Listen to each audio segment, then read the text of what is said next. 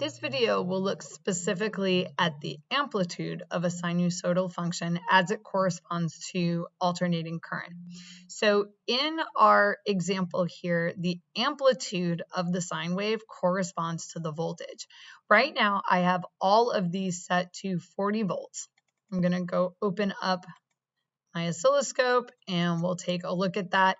And you can tell that even though there's this vertical shift applied to these sine waves, or just waves because I guess they're moving, that they all have the same amplitude.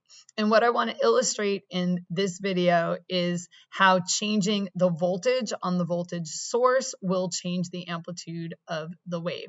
So I need to stop the simulation or else the program will yell at me. I'm going to go ahead and keep the middle one at 20 volts just for comparison. And we'll change this one. I'll open this up and we'll change this one to say 30 volts.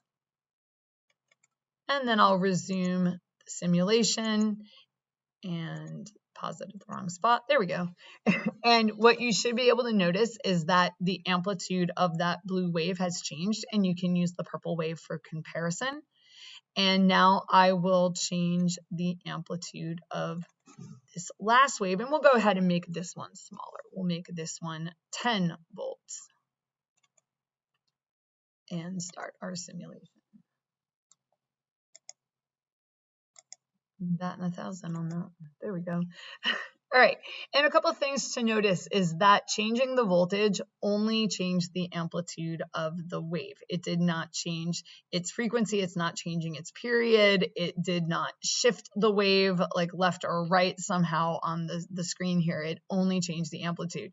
Now, if you look at the scale factor on this, it is set to 50 volts per division, which is not quite lining up accurately on this, so I wouldn't use the volts per division to necessarily measure anything super accurately. If we needed to, we would do it a different way, at least in a electronics class. But I did want you to see how the amplitude corresponds to the actual voltage, and I think you're all familiar with things that are higher voltage or a sign that might say high voltage warning and what that would look like in terms of the wave.